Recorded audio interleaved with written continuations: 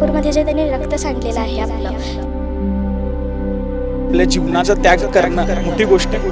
तो ह्या 40 दिवसांच्या त्रासातून हिंदू धर्मासाठी त्यांनी ते केलं।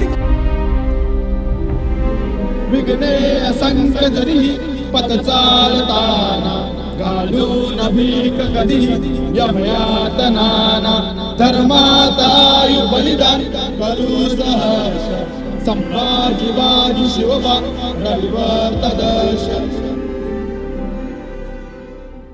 सह्याद्रीचा छावा तो मृत्यूलाही न भ्यालेला, रक्ताच्या प्रत्येक थेंबामध्ये धर्मस्वराज्य राखलेला, 40 दिवसाचा तो अमानुष छळ आणि शंभूराजांचा तो अढळ विश्वास। नमस्कार, मी विजय निंबाळकर। आज आपण पाहणार आहोत एका खास रिपोर्टद्वारे धर्मवीर छत्रपती संभाजी महाराजांच्या प्रती बेळगाव शहरात आचरणात आणणाऱ्या बलिदान मासाबद्दल। बेळगाव सीमा भागासह संपूर्ण महाराष्ट्रात सध्या एक असा महिना पाळला जातोय जो उत्सव नाही तर बलिदान मास आहे। फाल्गुन शुद्ध प्रतिपदेपासून फाल्गुन अमावास्येपर्यंतचा हा काळ, ज्या काळात क्रूरकर्मा औरंगजेबाने छत्रपती संभाजी महाराजांच्या शरीराचे लचके तोडले। दररोज नवा छळ, दररोज नवीन वेदना, पण माझ्या राजाने स्वराज्यासाठी आणि धर्मासाठी थेंब थेंब रक्त सांडलं। त्यांचं स्मरण आपल्याला सतत जाणवत राहावेत म्हणून आबालवृद्ध हा बलिदान मास पाळतात। म्हणजे त्यांच्यामध्ये जी देवभक्ती होती, देशभक्ती होती, ती आपण आपल्या देशासाठी, देवासाठी आपण ती जागवावी, ते आपल्याला कळतं ह्या बलिदान मासमधून। आणि मला असं वाटतं की प्रत्येक हिंदूने हे बलिदान मास पाळावं, कारण की जे संभाजी महाराजांना जे औरंगजेबाने पकडलेलं होतं, 40 दिवस त्यांच्यावर अत्याचार केलेले गेले। मग तुळापूरमध्ये जे त्यांनी रक्त सांडलेलं आहे आपलं, ज्यात साखळदंडांवरती त्यांचं जे हे होतं ते किती ह्याचं होतं ना, ते प्रत्येक हिंदूंना कळलंच पाहिजे। आणि तर छावा पिक्चर आलेला, त्याच्यामध्ये ज्या आपल्या वेदना दाखवल्या गेल्या संभाजी महाराजांना, तेव्हापासून वाटतं की त्यांच्यासाठी आपण हे केलेलं की क्षुल्लकच आहे पूर्ण।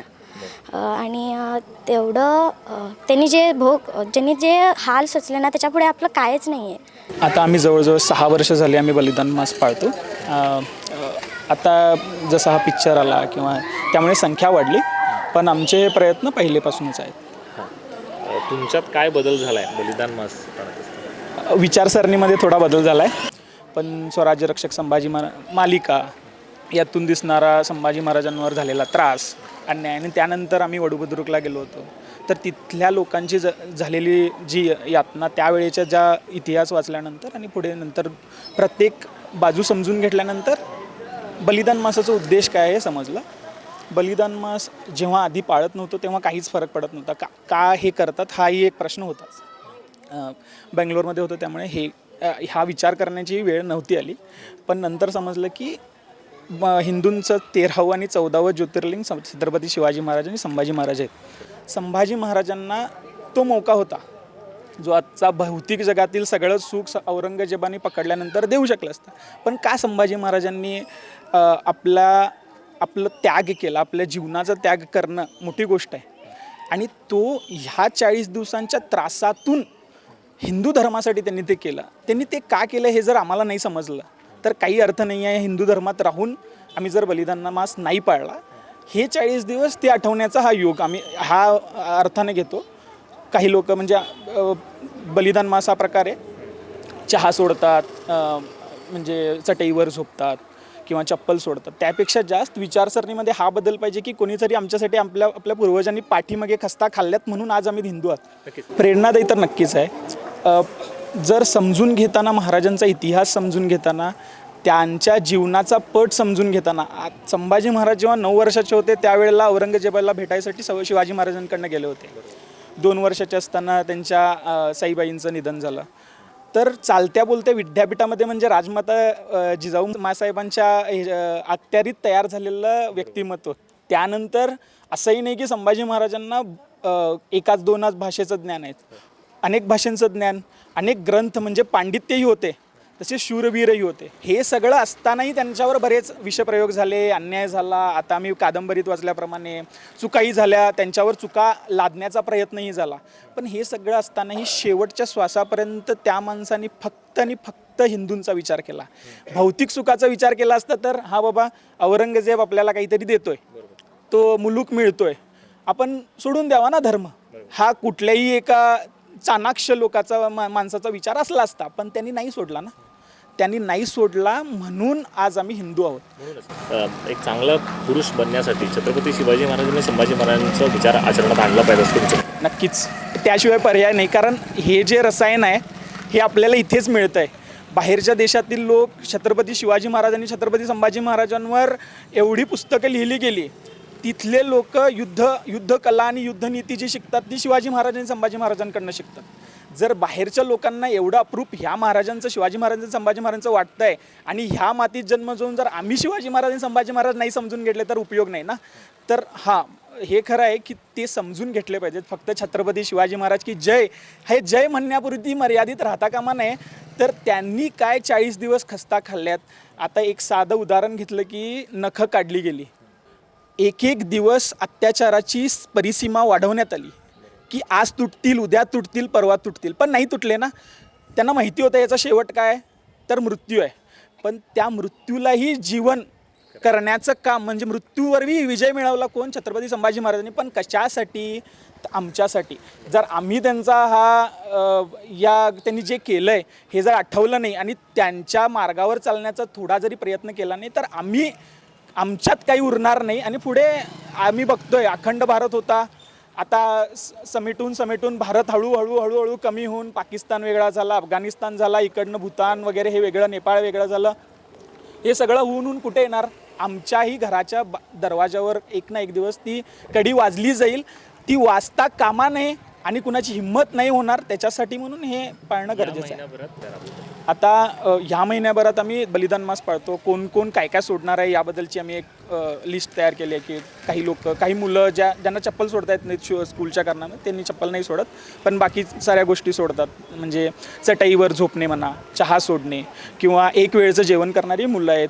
काही मुलं मुंडन करतात. आणि त्यानंतर रक्तदान शिबिराचा एक कार्यक्रम आम्ही हाती घेतला आहे. तर म्हणजे संभाजी महाराजांनी रक्त सांडलं तर त्याचा एक परिकल्पना म्हणून आम्ही रक्तदान शिबिर वगैरे.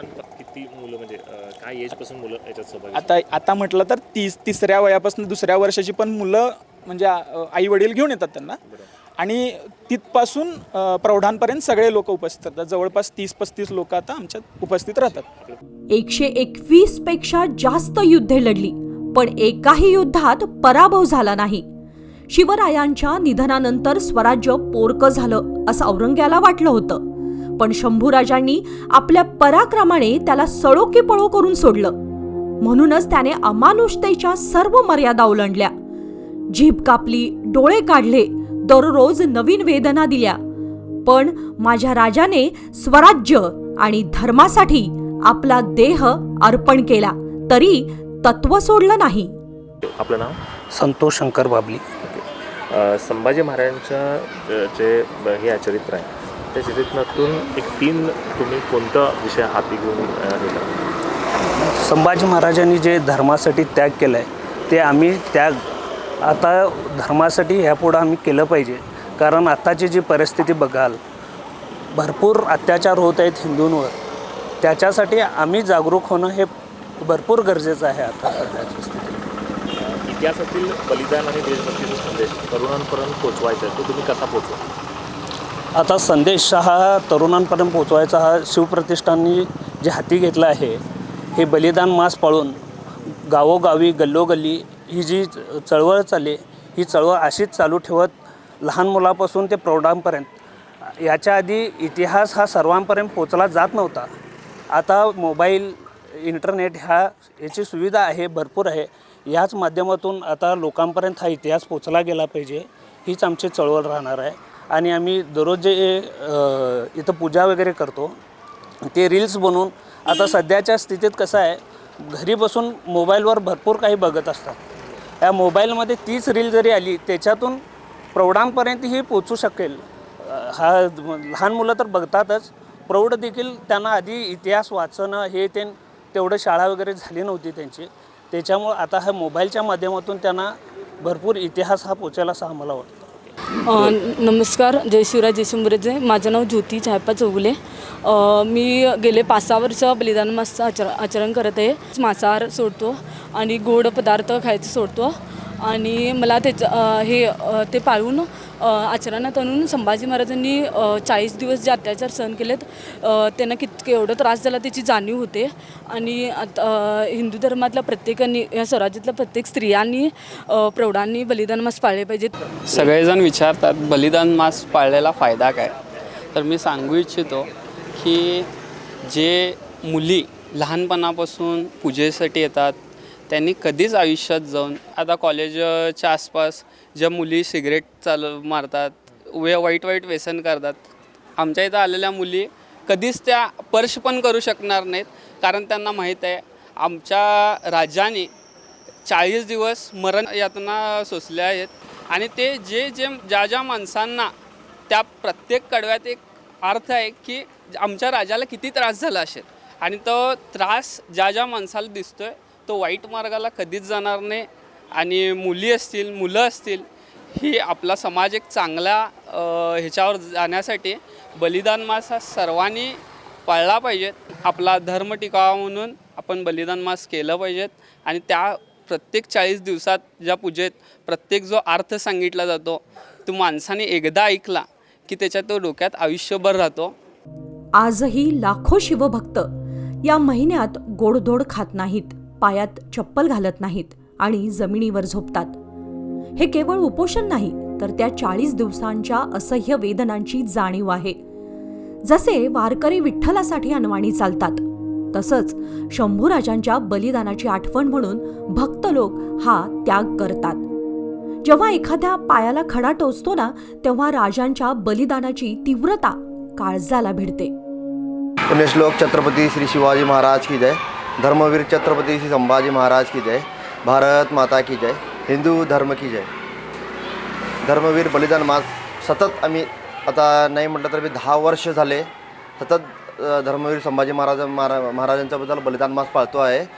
तरी पण आपण पाळल्यास ते मुंडन व पायातल्या चपला, गोडशेपणा, तुमच्या काय आवडती कुठल्याही गोष्टी राहतील त्या सगळ्या आपण बंद करून कुठले शुभ कार्य राहून देत, कुठलेही कार्य चांगले राहून देत, हे सगळे कार्य आपण बाजूला ठेवून आपण धर्मवीर संभाजी महाराजांचा बलिदान मास पाळतो. कारण की संभाजी महाराजांनी आपल्या धर्मासाठी बलिदान दिले, त्यामुळे आम्ही पण त्यांच्यासाठी काहीतरी करायला पाहिजे, त्यांची आठवण म्हणून बलिदान मास पाळावासारखं वाटलं मला. छावा चित्रपटात म्हटल्याप्रमाणे सिवा गया लेकिन अपनी सोच छोड के गया.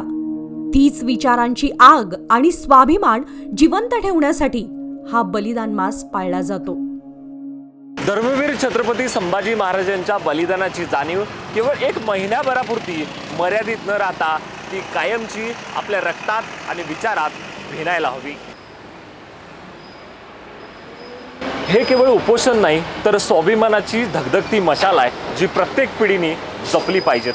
कॅमेरा पर्सन अंकुश कामतसह विजय निंबाळकर, तरुण भारत न्यूज, बेळगाव.